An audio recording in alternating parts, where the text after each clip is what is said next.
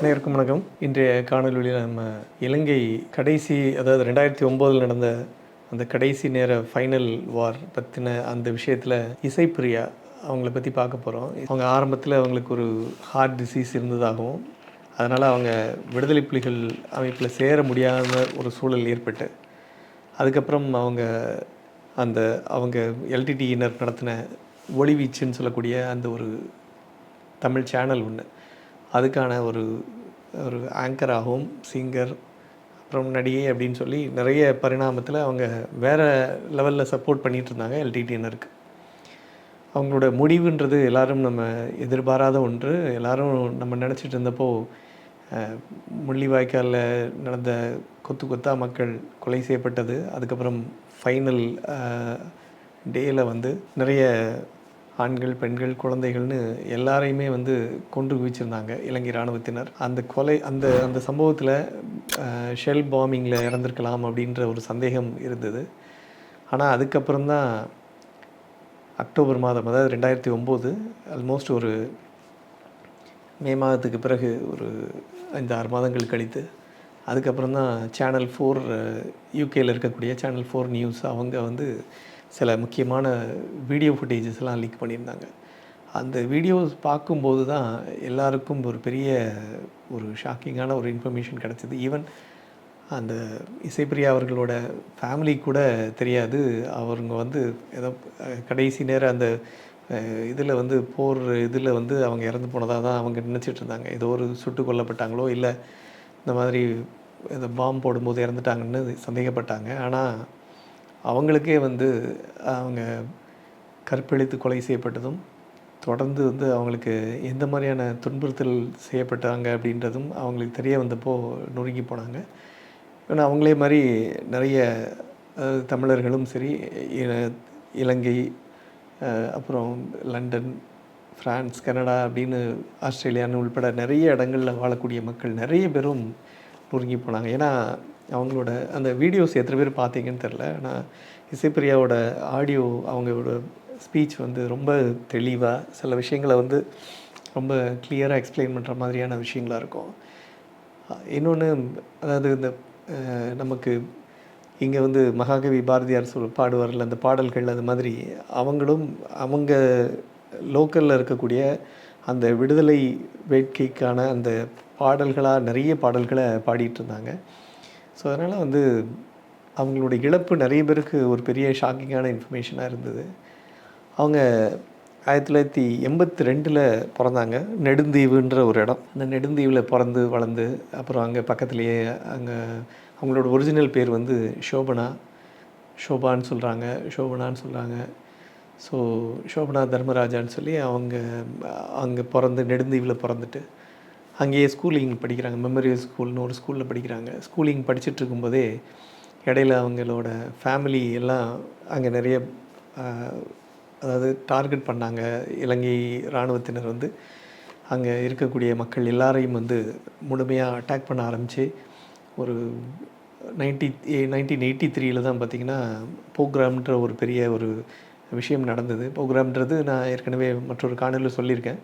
அதாவது ஒரு குறிப்பிட்ட சமுதாயம் இல்லை, ஒரு கம்யூனிட்டி, ஒரு குரூப் ஆஃப் பீப்புளை மொத்தமாக அவங்கள எட்ஜ் அவுட் பண்ணுறது.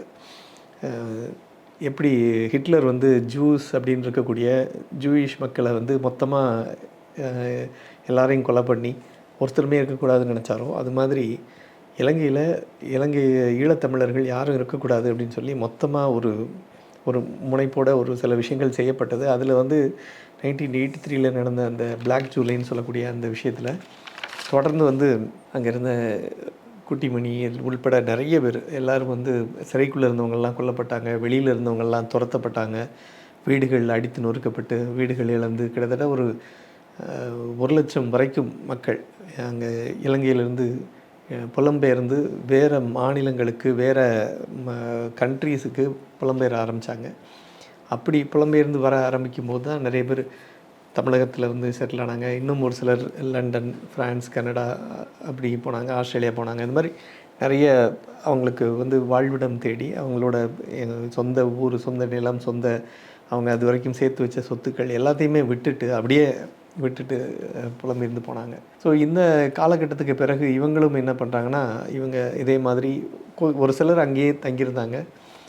ஈவன் கேப்டன் மில்லரை பற்றி ஒரு காணொலியில் சொல்லியிருக்கேன். ஸோ அவங்களும் வந்து இந்த 83க்கு பிறகு தான் அவர் பயங்கரமான ஒரு எழுச்சி. ஏன்னா அந்த அந்த ப்ரோக்ராமுக்கு பிறகு நிறைய யங்ஸ்டர்ஸ் என்ன ஆச்சுன்னா, நம்ம இதுக்கு மேலே சைலண்ட்டாக இருக்கக்கூடாதுன்னு சொல்லி ஒவ்வொரு அமைப்புகளில் சேர ஆரம்பித்தாங்க. நிறைய பேர் எல்டிடியில் சேர்ந்தாங்க, ஒரு சிலர் இபிஆர்எல் சேர்ந்தாங்க, ஒரு சிலர் ஈராஸில் சேர்ந்தாங்க. இந்த மாதிரி நிறைய அமைப்புகள், குட்டி குட்டியாக நிறைய அமைப்புகள் இருந்தது. அந்த மாதிரி நிறைய அமைப்புகளோடு சேர்ந்து ஆயுத போராட்டம் நடத்துனது எல்டிடி. ஸோ நிறைய பேர் ஆயுத போராட்டத்துக்காக உள்ளே இறங்கி பண்ண ஆரம்பித்தாங்க.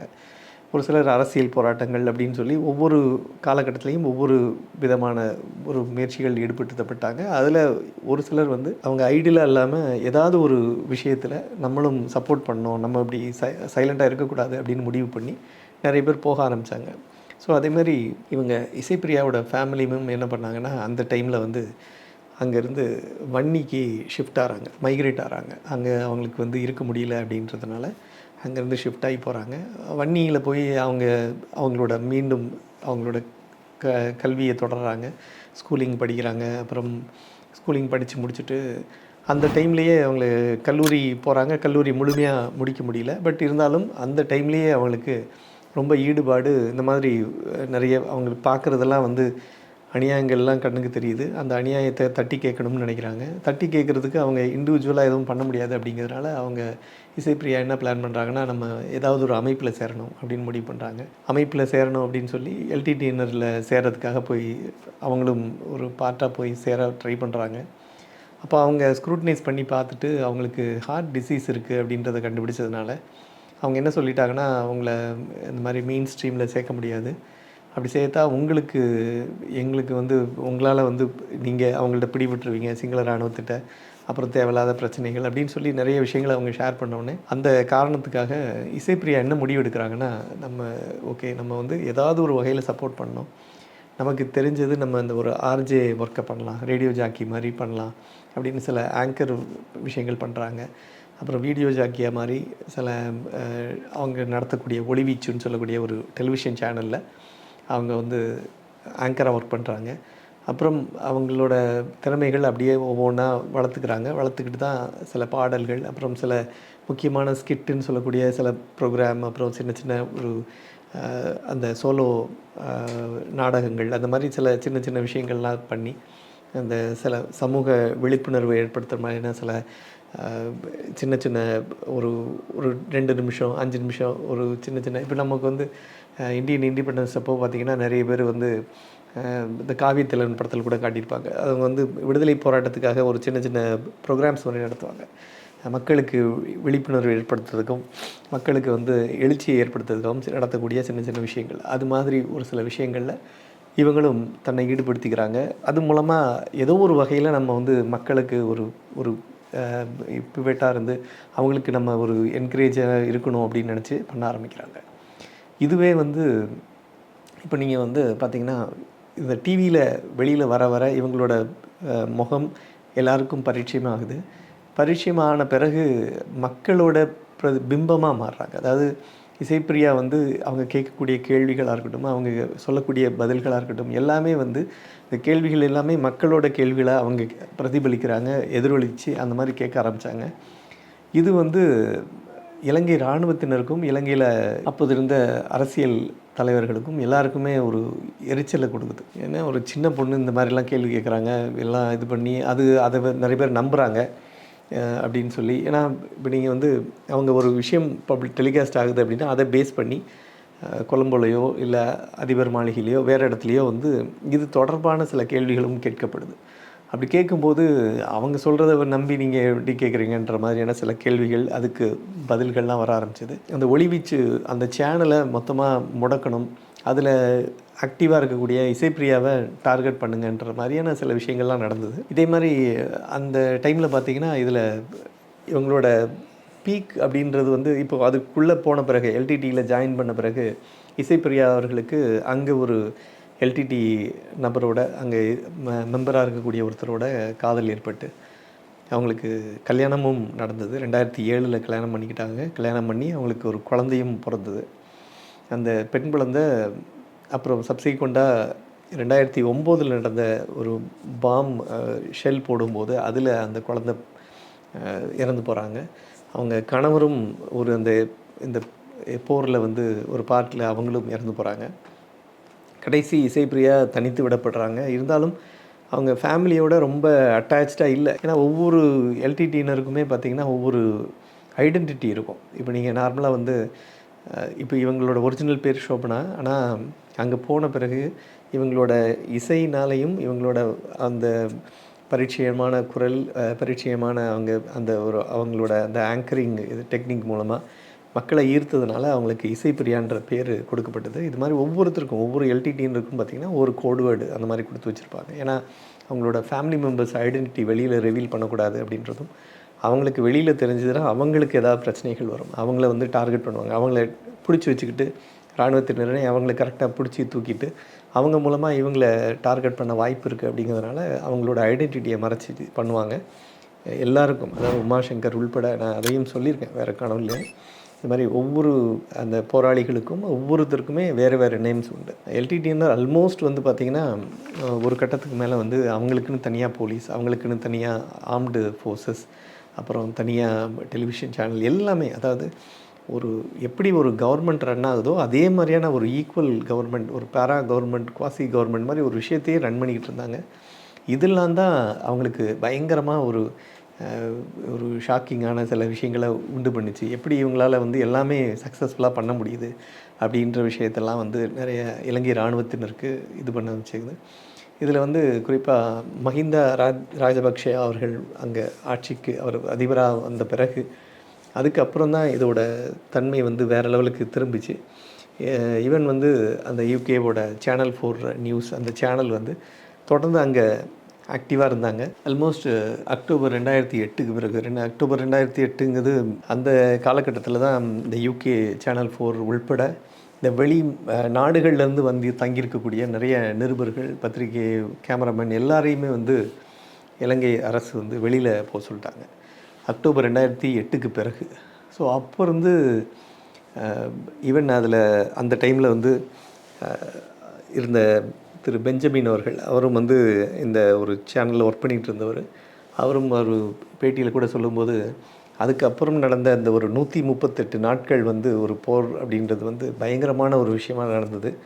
அதில் தான் எல்லாரும் சந்தேகப்படும்படியான ஒரு விஷயமும் நடந்தது. ஈவன் அந்த டைமில் வந்து சைனா வந்து ரொம்ப சப்போர்ட் பண்ணி அவங்களுக்கு ஆயுத உதவி உள்பட நிறைய ஸ்ட்ராட்டஜிக்காக சில விஷயங்கள்லாம் சப்போர்ட் பண்ணி தான் இந்த மொத்த விஷயத்தையுமே வந்து எக்ஸிக்யூட் பண்ணாங்க அப்படின்னும். ஈவன் ஒரு கட்டத்தில் வந்து இலங்கையால் அந்த அளவுக்கு உங்களுக்கு டெக்னாலஜி வைஸ் ரொம்ப இம்ப்ரூவ்டு எதுவுமே இல்லை.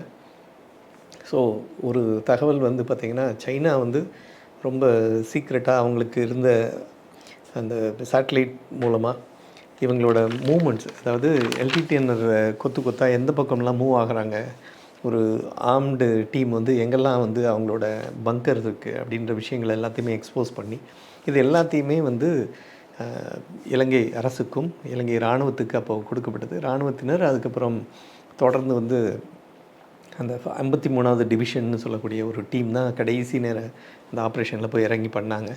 ஸோ அந்த டீம் எல்லாமே உள்ளே இறங்கி அதில் இருந்த அந்த முக்கியமான படை தளபதிகள் இவங்க எல்லாம் வந்து அந்த முக்கியமான அந்த இவங்களோட லொக்கேஷன்ஸ், அதாவது இவங்க தளவாடங்கள், இராணுவ தளவாடங்கள் உள்பட அவங்களுக்கு ஆயுத தளவாடங்கள் எங்கெல்லாம் வந்து பதுக்கி வச்சுருக்காங்களோ அதெல்லாம் டார்கெட் பண்ணி மொத்தமாக அழித்ததாகவும், அந்த சேட்டலைட் மூலமாக இவங்களோட முக்கியமான சில மூமெண்ட்ஸையும் ஐடென்டிஃபை பண்ணி சொல்லி இது மூலமாக அந்த ரீசன்னால் தான் வந்து இலங்கை வந்து கடைசி நேர அந்த முயற்சியில் அவங்க மொத்தமாக சக்ஸஸ் ஆனதாகவும் சொல்லப்படுது. பட் இதில் வந்து இசைப்பிரியா அவர்கள் வந்து தொடர்ந்து இதில் ஆக்டிவாக இருந்தாலும் ஒரு கட்டத்துக்கு மேலே அந்த 2009 ஜனவரி அந்த மாதிரி டைம்லலாம் கூட கிளிநொச்சியில் இயங்கிக்கிட்டு இருந்த அந்த அவங்களோட டிவி ஸ்டேஷன் மொத்தமும் வந்து தகர்த்து எறியப்பட்டு, அப்போல்லாம் வந்து சும்மா ஒரு ஸ்டூடியோ செட்டப் மாதிரி போட்டு ஒரு இடத்துல லொக்கேட் பண்ணி அது மூலமாக தான் ஏர் பண்ணிகிட்டு இருந்தாங்க. மொத்தத்தையும் வந்து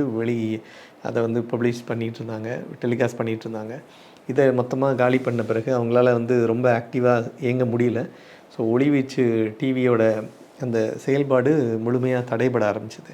அதுக்கப்புறம் இவங்க ஃபீல்டில் போய் நிறைய பேர்கிட்ட பேட்டி எடுத்து எடுத்து போட்டு அந்த மாதிரி சில விஷயங்கள் பண்ண ஆரம்பித்தாங்க. பட் அவங்களையும் டார்கெட் பண்ணிகிட்டே இருந்தாங்க. அவங்களுக்கு இருந்த அந்த அவங்களுக்கு கேமரா அந்த இது எல்லாத்தையுமே வந்து டார்கெட் பண்ணி அதையும் அவங்கள்ட்டருந்து பறித்து அவங்கள துரத்தி விட்டு இந்த மாதிரி நிறைய விஷயங்கள் நடந்தது. இதில் ஒரு கட்டத்துக்கு மேலே அவங்களால ஓடிக்கிட்டே இருக்கிற மாதிரி ஒரு சூழல் ஏற்பட ஆரம்பிச்சிது.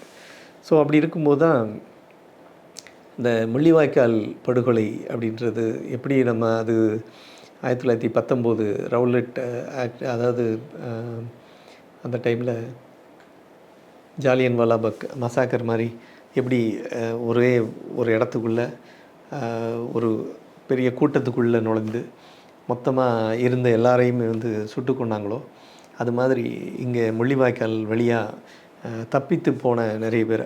ஸோ இதை தான் வந்து ஒருத்தர் எனக்கு சொல்லிகிட்டு இருந்தார். அது ஈவன் அந்த சேட்டலைட் மூலமாக இந்த மக்கள் எல்லோரும் இந்த வழியாக வெளியில் எஸ்கேப் ஆக ட்ரை பண்ணுறாங்க, வாய்க்கால் பாதை வந்து வழியாக போகிறாங்க, மெயின் ரோடு வழியாக போகல அப்படின்றதெல்லாம் வந்து சேட்டலைட் மூலமாக பார்த்து சொல்லி இது மூலமாக தான் அந்த கடைசி நேரத்தில் இருந்த அந்த முக்கியமான அந்த இராணுவத்தினர் அந்த 53rd டிவிஷன் சொல்லக்கூடிய அந்த அமைப்பும் ப்ளஸ் இன்னும் சில இராணுவ தளவாடங்களும் அந்த அமைப்பினரும் வந்து பிளாக் பண்ணி அவங்கள மொத்த பேரையும் அந்த முள்ளிவாய்க்காலில் வச்சே சுட்டு கொன்று நேரில் பார்க்கல. அதில் இருந்த நிறைய பேர் சொல்லக்கூடிய தகவல்கள்னு பார்த்திங்கன்னா, அவ்வளோ உடல்கள் அவ்வளோ பேரை வந்து சாவடிச்சு, அதாவது யாரும் ஒரு சின்ன குழந்தை கூட மிச்சம் இருக்கக்கூடாதுன்ற லெவலுக்கு மொத்த பேரையும் கொலை பண்ணி எல்லாரையும் சாகடித்து அந்த முள்ளிவாய்க்கால் முழுக்க ஒரு ரத்த ஆறாக ஓடினதாக தான் சொல்கிறாங்க. ஸோ இந்த காலகட்டத்துக்கு பிறகு அதுலேயும் தப்பி பிழைத்து வந்தவங்க, ஸோ அதில் வந்து காயம்பட்டவங்க, இவங்களுக்கு ட்ரீட்மெண்ட் கொடுக்கறதுக்காக பக்கத்துலேயே ஒரு ஹாஸ்பிட்டல் மாதிரியான ஒரு செட்டப், ஹாஸ்பிட்டல்னால் ப்ராப்பர் ஹாஸ்பிட்டல்லாம் கிடையாது, எல்லாத்தையும் தான் பாம்பு போட்டு உடைச்சிட்டாங்க. அதுக்கப்புறம் அங்கே அவங்களுக்கு ஒரு சின்ன மேக் ஷிஃப்ட்டு இது மாதிரி டென்ட்டு மாதிரி போட்டு அதுக்குள்ளே இருந்து அவங்களுக்கு பாதுகாப்பாக ட்ரீட்மெண்ட்லாம் கொடுத்துக்கிட்டு இருந்தாங்க. அதில் பணிவிடை பண்ணிக்கிட்டு இருந்தது தான் அப்போ பணிவிடை பண்ணிக்கிட்டு இருந்தாங்க இவங்க இசைப்பிரியா அவர்களும் அவங்களோட நண்பி ஒருத்தவங்க கூட இருந்தவங்க உஷாலினி குணலிங்கம் அப்படின்னு சொல்லி அவங்க ஒரு 19 வயசு பொண்ணு. இவங்க 2 பேரும் உள்ளே இருந்து ஆக்டிவாக எல்லோரும் பண்ணிக்கிட்டு இருந்தாங்க. அப்படி இதில் வந்து அந்த சேனல் 4 நியூஸ் அவங்களோட அந்த கடைசி நேரத்தில்னு பார்த்திங்கன்னா அந்த 2009 மே 15 இவங்க ஒரு ட்ரெஸ் போட்டு அந்த ட்ரீட்மெண்ட்லாம் கொடுத்துட்டு இருக்கும்போது இவங்கள்ட்ட ஏதோ பேட்டிலாம் எடுக்கிறாங்க அந்த சேனல் 4 நியூஸு.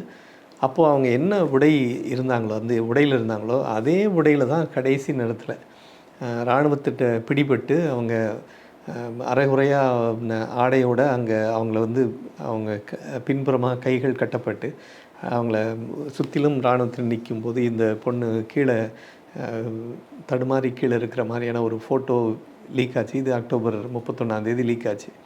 இந்த வீடியோ, இந்த ஃபோட்டோ, அந்த வீடியோ வந்த பிறகு தான் எல்லாருக்கும் தெரியும். ஸோ அப்போ அது என்ன நடந்திருக்குன்னா, அதுக்கப்புறம் இவங்க இந்த மாதிரி ட்ரீட்மெண்ட் கொடுத்துட்ருக்காங்க, அங்கே தான் அந்த இசைப்பிரியாவும் இன்னொரு பொண்ணும் உஷாலினியும் இருக்காங்க அப்படின்ற தகவல் கேள்விப்பட்டு இராணுவத்தினர் ஒரு டீம் என்ன பண்ணுறாங்கன்னா அந்த மேக் ஷிஃப்ட் டென்ட்டுக்கு வராங்க, வந்து ரவுண்ட் அப் பண்ணுறாங்க. அங்கேருந்து 2 பேரையும் வலுக்கட்டாயமாக அவங்கள இராணுவ கவச வாகனத்தில் ஏற்றிக்கிட்டு அழைச்சிட்டு போயிடுறாங்க. அப்புறமா அவங்கள வந்து டீட்டெயின் பண்ணி வச்சுருந்துட்டு அதுக்கப்புறம் தான் கொலை செய்யப்படுறாங்க. ஸோ இந்த கொலைக்கு முன்னாடி அப்படின்னு பார்த்திங்கன்னா அதில் இந்த அக்டோபர் 31, 2009 தான் வந்து அந்த ஃபோட்டோவும் வீடியோவும் லீக் ஆச்சு. அதில் வந்து நான் ஏற்கனவே சொன்ன மாதிரி அவங்க கைகள் கட்டப்பட்டு அவங்க வந்து மேல் ஆடை மட்டும்தான் போட்டிருக்காங்க, கீழே ட்ரெஸ் எல்லாம் வந்து ஸ்ட்ரிப் பண்ணி அவங்கள செமி நேக்கடாக இருக்க வச்சு, ப்ளஸ் அது இல்லாமல் சுற்றிலும் இராணுவத்தினர் வந்து அவங்கள ஒரு கிண்டல் பண்ணுற மாதிரி சுற்றிலும் நின்றுட்டு இருக்க மாதிரி அவங்க நிற்கிற மாதிரியான ஒரு ஃபோட்டோ தான் லீக் ஆச்சு.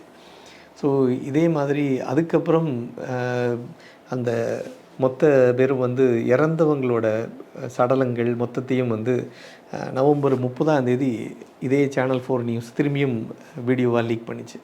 ஸோ அந்த வீடியோவில் பார்த்திங்கன்னா கொத்து கொத்தாக சடலங்கள் எல்லாம் வந்து அப்படி குவியலாக போட்டிருந்தாங்க, அதெல்லாம் தான் காட்டினாங்க. இது எல்லாமே ஆக்சுவலாக இலங்கை இராணுவத்தினர் அவங்களோட ஃப்ரெண்ட்ஸுக்கும் அவங்களோட சீனியர்ஸுக்கும் காட்டுறதுக்காக எடுத்த வீடியோஸ் அது இவங்க சேனல் 4 நியூஸ் வந்து ஆக்சஸ் பண்ணி ஒரு சிலர் மூலமாக வாங்கி அந்த வீடியோ தான் வெளியில் வர ஆரம்பிச்சது. அது வந்து அந்த டைமில் ரிலீஸ் ஆச்சு. ஸோ அந்த ரிலீஸ் ஆன படங்களில் பார்த்திங்கன்னா, அதில் நிறைய பேர் கொத்து கொத்தா இறந்து கிடக்கிறது படங்களும், அதில் ஒரு படத்தில் ஒரு 2 பெண்கள் தனித்தனியா அவங்க கைகள் பின்புறமா கட்டப்பட்டு ஃபுல்லாக நியூடா இருந்தாங்க அப்படின்னும், அதில் தான் வந்து ஒரு ஃபோட்டோ வந்து ஜூம் பண்ணி தனியாக எடுத்திருப்பாங்க. அதில் அவங்க முகம் சிதைக்கப்பட்டு, முகம்லாம் வாயெல்லாம் கூட பயங்கரமாக அடிபட்டு, அவங்க எந்த அளவுக்கு கொடுமைப்படுத்தப்பட்டிருப்பாங்க அப்படின்றது அந்த ஃபோட்டோ மூலமாகவே வெளியே தெரியும் நமக்கு. ஸோ இந்த விஷயத்துக்கு பிறகு தான் வந்து யுஎன் ஹியூமன் ரைட்ஸ் கமிஷன் அந்த அமைப்பு இது உள்பட ஸோ நிறைய பேர் என்ஜிஓஸ் எல்லோரும் வந்து குரல் கொடுக்க ஆரம்பித்தாங்க. ஈவன் இதுக்கு பிறகு இந்த சம்பவத்துக்கு பிறகு ஆக்சுவலாக அந்த மே 17க்கு பிறகு மே 17 தான் வந்து மொத்தமாக நாங்கள் வந்து அந்த மேசிவ் ஆப்ரேஷன் நடந்தது. அந்த ஆப்ரேஷன் அப்போ தான் வெள்ளைக்கொடி காட்டி போன ஒரு சிலரையும் சுட்டு கொன்று மொத்த பேரையும் ஈவன் அது ஒரிஜினலாக என்ன சொன்னாங்க அப்படின்னா, இவங்களோட துவாரகான்னு சொல்லி இவங்க பிரபாகரன் அவர்களோட மகள் ஒருத்தவங்க, அது இசைப்பிரியாவை துவாரகா அப்படின்னு சஸ்பெக்ட் பண்ணி தான் தூக்கிட்டு போனதாகவும், அதுக்கப்புறம் தான் அவங்க இந்த மாதிரி டிவியில் ஆங்கராக இருந்தாங்கன்றது அவங்களுக்கு தெரிஞ்சு அவங்களையும் பலவந்தப்படுத்தி பலாத்காரம் பண்ணி அதுக்கப்புறமா கொலை பண்ணியிருக்காங்கன்றது தெரிய வந்திருக்கு. ஸோ அவங்களையும் நீங்கள் இந்த மாதிரி அதில் அந்த வீடியோ லீக் ஆன பிறகு பார்த்திங்கன்னா, அதுலேயே பேக்ரவுண்டில் ஒருத்தர் சிங்கள ஒரு வாய்ஸ் ஒரு மாதிரி ஒன்று கேட்கும். அதுவும் ரொம்ப கொடூரமாக இந்த மாதிரி ஒரு ஆர்மிக்காரரோட ஒரு வாய்ஸ் மாதிரி எல்லாம் ஆர்மிக்காரங்க எல்லாம் நிற்கிறாங்க. அப்போது அந்த அவர் வந்து ஒரு பர்டிகுலராக ஒரு பெண்ணை, அதாவது இசைப்பிரியா அவர்களையும் அந்த பக்கத்தில் இந்த குணாலினி உஷாலினி அவங்களோட இறந்த இதையும் அவங்க விசாரிலாம் பக்கத்தில் நின்றுக்கிட்டு ஏதோ ஒரு ஆபாசமாக பேசுகிறது எல்லாமே வந்து வெளியில் லீக் ஆச்சு. ஸோ இந்த மாதிரி இவங்களோட அந்த கடைசி காலகட்டம் அப்படின்றது வந்து இன்னொன்று வந்து பாலச்சந்திரன் சொல்லக்கூடிய அவரோட சன்னு பிரபாகரன் அவர்களோட சன்னும் கூட பங்கரில் உட்கார்ந்துருக்குது. அவர் சாப்பிட்டுக்கிட்டு இருக்க ஒரு ஃபோட்டோவும் லீக் ஆச்சு. அதுக்கப்புறம் சப்சீக்வெண்ட்டாக சில மணித்துளிகள்லையே அவரும் நெஞ்சில் குண்டு பாய்ந்து அவர் இறந்த பாடியும் இருக்கிற மாதிரியான ஒரு சில ஃபோட்டோஸ் எல்லாம் லீக் ஆச்சு அதுக்கப்புறம். ஸோ அது மாதிரி இவங்க என்ன முடிவு பண்ணியிருக்காங்கன்னா, அதாவது இதில் உள்ள இதுன்னு பார்த்திங்கன்னா, இலங்கை இராணுவத்தினர் மஹிந்தா ராஜபக்ஷ அவர்கள் வந்து முழுக்க சொன்ன விஷயம் வந்து ஒரு ட்ரேஸ் கூட இருக்கக்கூடாது, யாருமே வந்து உயிரோட தப்பி பிழைக்கக்கூடாது அப்படின்றது தான் அவங்களோட கடைசி நேர இன்ஸ்ட்ரக்ஷனாக இருந்தது. அதில் குறிப்பாக இசைப்பிரியா அவர்களோட ஃபேமிலியும் டார்கெட் பண்ணும்போது அதுக்கு முன்னாடி இவங்க தப்பிச்சு அவங்க அம்மா அவங்க சிஸ்டர் எல்லாமே வந்து ஓடி போய் நேராக லண்டனில் அவங்க வந்து தஞ்சமடைஞ்சாங்க. அவங்க ரெஃப்யூஜிஸாக போன பிறகு அங்கே அவங்களுக்கு அதுக்கப்புறமா இப்போது அங்கே லண்டனில் தான் ஸ்டே பண்ணிகிட்ருக்காங்க. ஸோ அவங்களுக்கும் அவங்க மகள் இறந்துட்டாங்கன்னு தெரியும். அவங்க மகளுக்கு இந்த மாதிரி ஒரு கொடூரம் நடந்தது அப்படின்ற விஷயம் அவங்களுக்கும் சரி, உலகத்தில் இருக்கிற மற்ற நாடுகளில் வாழக்கூடிய தமிழர்களுக்கும், இங்கே தமிழ்நாட்டில் இருக்கக்கூடிய தமிழர்கள் யாருக்குமே அந்த விஷயம் தெரியாது. அன்டில் சேனல் 4 நியூஸ் வந்து அதை அந்த வீடியோவும் ஃபோட்டோவும் எக்ஸ்போஸ் பண்ணுற வரைக்கும். ஸோ இதுக்கப்புறம் இதோட இந்த விஷயத்தில் எவ்வளவு ஒரு அதாவது மனிதர்களை எவ்வளவு கொன்று குவிச்சாங்க அப்படின்ற விஷயமும் இதெல்லாம் வந்து அதை பேட்சப் பண்ணுறதுக்காகவே அதுக்கப்புறம் மஹிந்தா ராஜபக்ஷ அவர்கள் வந்து காமன்வெல்த் கேம்ஸ் ஒரு மீட்டிங் ஒன்று தனியாக ஆர்கனைஸ் பண்ணாங்க இதே இலங்கையில். ஸோ இந்த குறிப்பாக பிரிட்டன் அதிபர் பிரதமர் அவர்களும் ஆஸ்திரேலியா பிரதமர் அவர்களும் அவங்க 2 பேருமே இந்த மீட்டிங்கை பாய்காட் பண்ணாங்க. போகமாட்டோம், ஏன்னா வந்து இந்த மாதிரி தொடர்ந்து நடந்த இந்த கொலைகள் இதுக்கான ரீசன்ஸ் இதெல்லாம் வந்து எக்ஸ்போஸ் பண்ண பிறகு தான் அவங்க அதை முடிவெடுத்தாங்க. ஆனாலும் தமிழ்நாட்டில் அந்த டைமில் வந்து கலைஞர் கருணாநிதி அவர்கள் வந்து அப்போது சிஎம்மாக இருந்தாங்க. அவங்க தமிழக அமைச்சரவையில் ஒரு முக்கியமான ஒரு தீர்மானம், இந்த மாதிரி இந்திய பிரதமர் வந்து மன்மோகன் சிங் அவர்கள் அங்கே போகக்கூடாது அப்படின்னு ஒரு தீர்மானமே ஏற்றினாங்க. இந்த கண்டன குரல் எழுப்புறதுக்கான சில விஷயங்களும் பண்ணியிருந்தாங்க. ஆனாலும் வேறு சில காரணங்களுக்காக மன்மோகன் சிங் போயிருந்தார். அப்போது அந்த டைமில் ஜிகே வாசன் அவர்கள் ஷிப்பிங் மினிஸ்டரும் ஃபினான்ஸ் மினிஸ்டராக இருந்த ப. சிதம்பரம் அவர்களும் கூட, இத்தனைக்கும் அரசின் ஒரு பார்ட்டாக இருந்தால் அவங்க 2 பேருமே கூட அதுக்கு ஒத்துக்கலை. பிரதமர் போக வேணாம், போகக்கூடாது, தமிழர்களுக்கு எதிரான ஒரு நிலைப்பாடு எடுத்து தமிழர்களை கொன்று குவித்த ராஜபக்ஷ அவர்களோட அவங்களோட இதுக்கு வந்து இன்விடேஷனை ரிஜெக்ட் பண்ணி நம்ம போகக்கூடாதுன்னு சொல்லியிருந்தாங்க. இது எல்லாமே ஒரு அரசியல் காரணங்களுக்காகவும் வேறு சில காரணங்களுக்காகவும் அப்போ அந்த டைமில் வந்து மன்மோகன் சிங் அவர்கள் நேரில் போகிற மாதிரியான ஒரு சூழல் ஏற்பட்டது. இசைப்பிரியா இப்போ நம்மளோட இல்லை அப்படின்னாலும் கூட அவங்களோட குரல், அவங்களோட எல்லாமே இன்னும் நம்மளோட ஒன்றோட கலந்து இருக்குன்றது மறக்க முடியாது. ஒரு சமீபத்தில் ஒரு ஈழத்தமிழர்களில் ஒரு நண்பர் ஒருத்தரை பார்க்கறதுக்கான வாய்ப்பு கிடச்சிது. அவர்கிட்ட பேசிகிட்டு இருக்கும்போது நிறைய விஷயங்களை ஷேர் பண்ணார். குறிப்பாக அந்த இசைப்பிரியா பற்றி பேசும்போது அவங்க எவ்வளவு ஒரு அதாவது அந்த பூ ஒன்று புயலானது மாதிரி அந்தளவுக்கு ஒரு ஒரு பயங்கரமான ஒரு ஸ்ட்ராங் பர்சன்னு. எந்த அளவுக்கு அவங்களோட அந்த விடுதலை வேட்கையை வெளிப்படுத்தினாங்க அப்படின்னும், அவங்க இந்த மாதிரி அதாவது ஈழத்தமிழர்கள் ஈழத்துக்குன்னு தனியாக ஒரு நாடு வேணும் அப்படின்றத முன்னெடுத்து தான் தொடர்ந்து பண்ணிகிட்ருந்தாங்க. இதுவரைக்கும் கிடைக்கல. பட் இருந்தாலும் அதுக்கான ஒரு முயற்சி என்றைக்கினாலும் அது கிடைக்கும். இசைப்பிரியா இழந்துட்டோம். இது மாதிரி பல ஆயிரம், பல லட்சம் பேர் இறந்துருக்கோம். இருந்தாலும் இவங்க எல்லாரோட கனவும் விரைவில் நிறைவேறும் அப்படின்னு சொல்லி அவங்களும் பேசிகிட்டு இருந்தாங்க. அது மாதிரியான ஒரு எதிர்பார்ப்பு எல்லாருக்கும் இருக்குது. நடக்குதான்னு பார்க்கலாம். என்ன மீண்டும் மற்றொரு காணொளியில் சந்திக்கலாம். நன்றி, வணக்கம்.